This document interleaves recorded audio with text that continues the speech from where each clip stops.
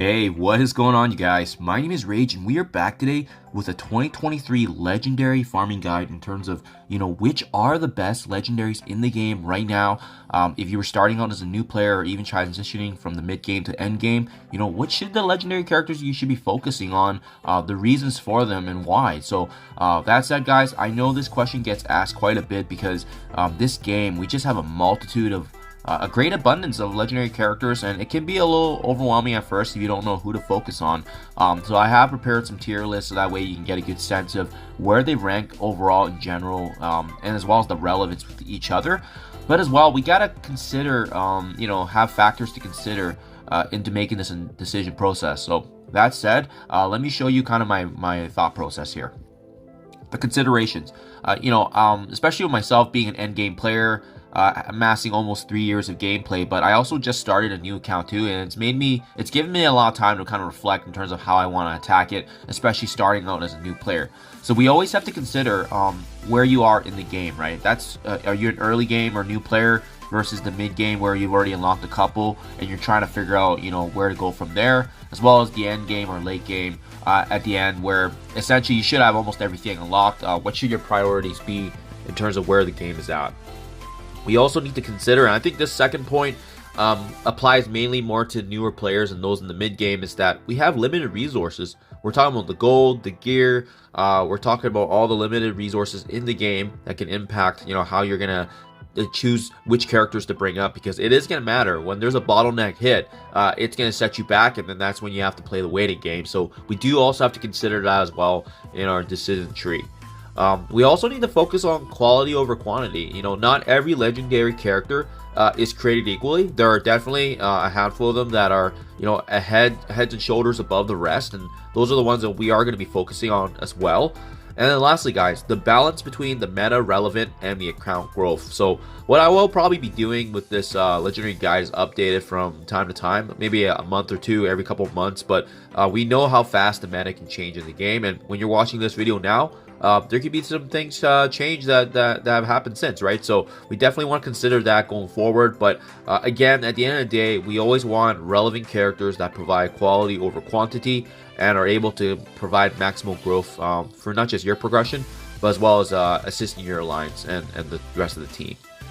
So factoring all that, guys, I have built a tier list here in terms of all the legendary characters right now in the game. And this is what I mean. It's a little alarming at first because you can see there's over 50 legendary characters in the game, and we have to consider the ones that we need to focus on, but as well where you are in the game. You're only going to have access to some of them, so that's exactly what we're going to go through, especially if you're starting out as a newer character, a newer player, but as well if you're sitting in the mid game trying to determine which route to take to bring you ultimately to the end game efficiently.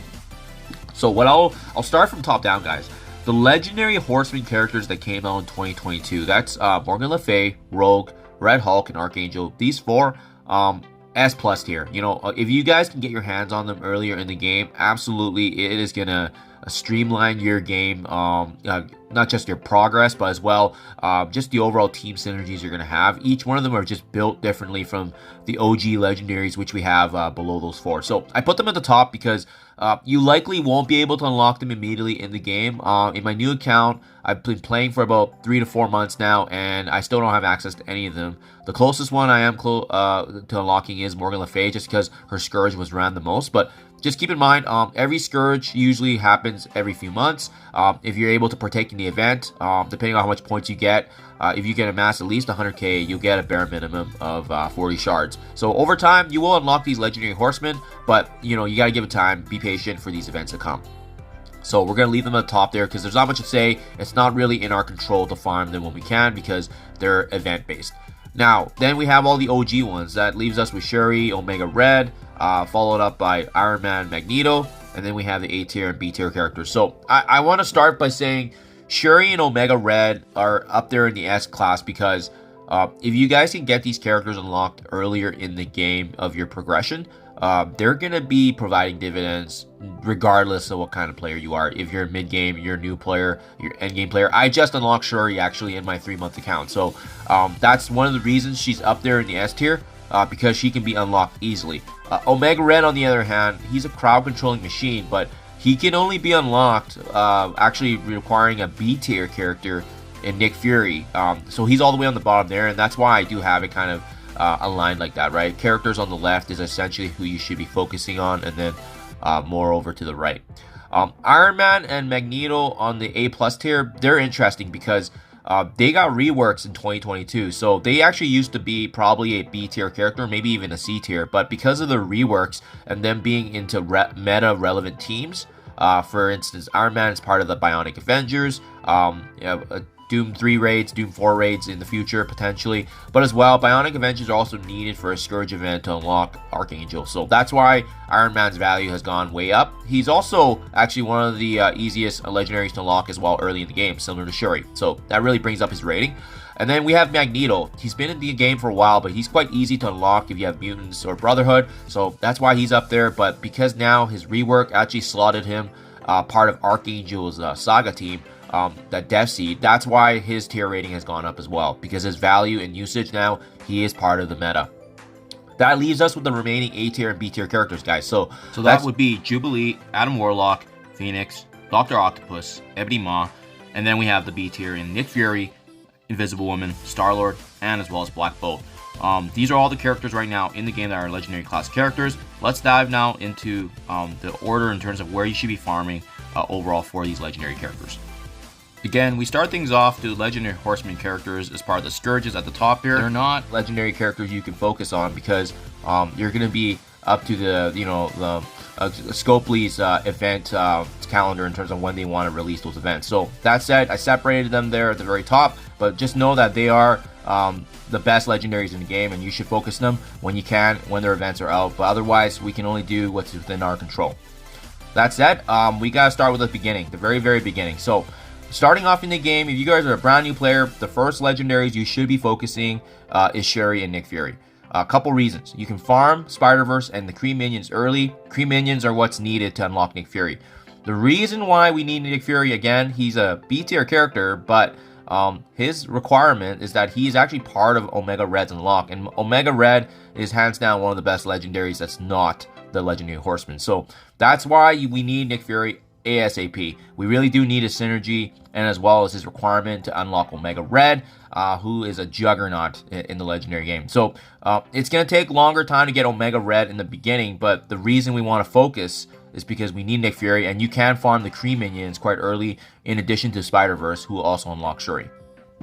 Next up, we have the Horseman B team. So this is Magneto, this is Iron Man, and for them, they're really straightforward. Just shield and mutant characters needed, right? They're easier to unlock, but just keep in mind that when you unlock these legendaries, just be mindful that you don't need to throw in everything into these two just yet, because of the fact that, again, they truly shine with their full team, and they don't have their full Bionic Avengers, their full Death Seed team at the beginning.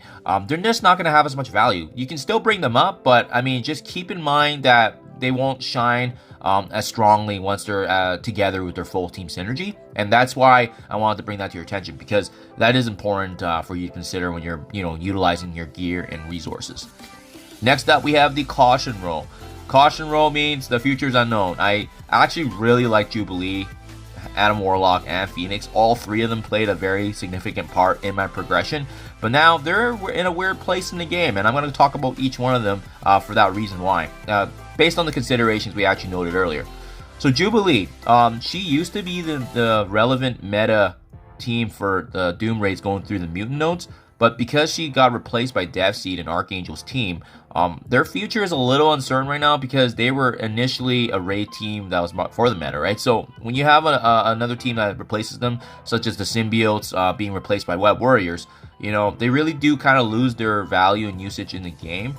So they're at an odd spot. The other thing I don't like about Jubilee is that she really needs her full team to shine. So even if you unlock Jubilee, she's not great by herself. You need the 4 other astonishing X-Men on her team to really shine. And that's a lot of investment into mutants you don't need, especially when we have an Archangel Death Seed team that's part of mutants, and as well Rogue's Unlimited X-Men team, which are also mutants. So that's 10 mutants bare minimum that we have to invest in. To add in another team like Jubilee's, it would be a huge constraint on material and resources. We have another powerful legendary here now in Adam Warlock. Actually, when he came out before Omega Red, he was probably hands down the best legendary in the game.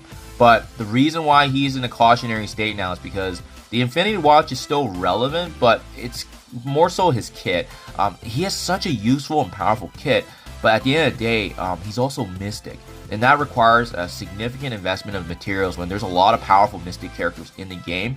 The other downside about Adam Warlock is that he actually needs Jubilee to unlock him as part of the legendary unlock. So for that reason, that's another character that then again, to unlock Jubilee, you need Pimtech. That's 5 characters. That's part of another team. So it just kind of builds up, right? All the characters that you need to unlock a legendary, and then Adam Warlock needing Jubilee is also a setback too. And that's really the main reason he's in a cautionary state. Needing that many characters to invest in a character, and then as well, you still need to actually bring him up, and that Mystic gear is definitely a constraint given how many powerful Mystic characters are in the game. And lastly, for the cautionary state characters, we have Phoenix. Phoenix is actually a really cheap character to bring up. I brought her in for Dark Dimension 3 and 4, and she was very useful there. But to say that she's used in all game modes anymore is really not accurate.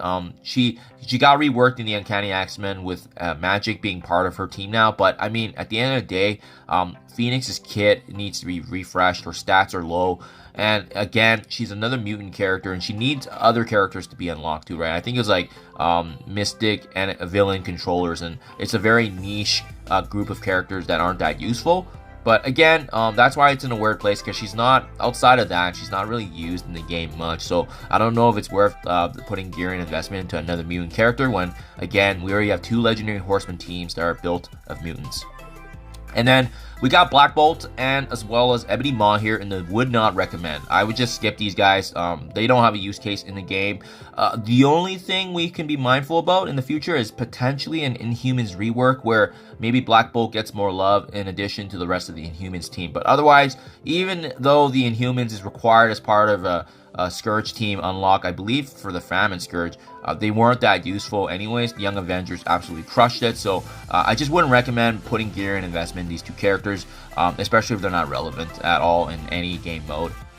And then lastly, guys, Invisible Woman, Star-Lord, Dr. Octopus, all part of Nor Heist event, which is an endgame event, unlocking more gear and additional investments like Dark Promotion credits, Silver Elite credits, Gold Promotion credits, so forth, right? So the only reason they're even on this list is because they're part of an endgame event. Otherwise, they're pretty much part of the would not recommend pile, right? But again, I think Scopely just wanted to refunnel some resources, use another opportunity for us to invest in characters we don't want to.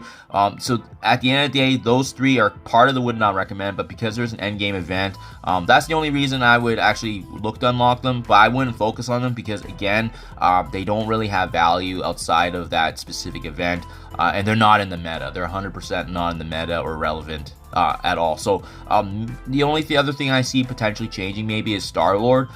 With the Guardians of the Galaxy 3 movie coming out, we always see reworks and changes happening to those slotted teams. So is it possible that Star-Lord can get a rework? 100%. That's the one thing I would keep in the back of your mind. But I mean, if you have a strong Star-Lord built already, for sure focus. But these are not legendaries that I would recommend focusing early in the game, especially those first 5, you know, from Shuri, Nick Fury to Omega Red, Iron Man, Magneto. They're just gonna provide a lot more dividends for you in your progression to early on as well as mid game and end game. So guys, that means legendary focus. What is the game plan then, based on what we just discussed? So I've taken out the some of the characters that just don't matter as much, and then this pretty much streamlines what we should be focusing. So again, Horseman, end game as soon as possible, farm them whenever you can. Shuri, she's useful in all game modes. That's why you have to unlock her via farming the Spider-Verse characters. Nick Fury's the unlock for Omega Red. That's why you gotta focus on them in the very beginning. 100%, they're gonna be able to push you guys further and further. Next up, we have the Horseman B team, right? So that's Magneto, Iron Man. Again, easier to unlock, but they need the entire team to shine. So that's why it's very important to focus on them, but don't bring them up too much because again, if you don't have the full team, there's no point, but they will add some value as part of roster progression, and they are going to be useful later on. So you know your resources won't be wasted, but just, you know, prioritization of gear sometimes, right? When you have energy to farm characters, You can farm for the unlocks relating to Invisible Woman, Star-Lord, and then as well as Dr. Octopus. So that's, again, an endgame event for Nora Heist. When you have energy to farm, you know, Guardians of the Galaxy, Sinister Six for Invisible Woman, which can also be used as part of Spider-Verse for Shuri, and then X Factor for Dr. Octopus.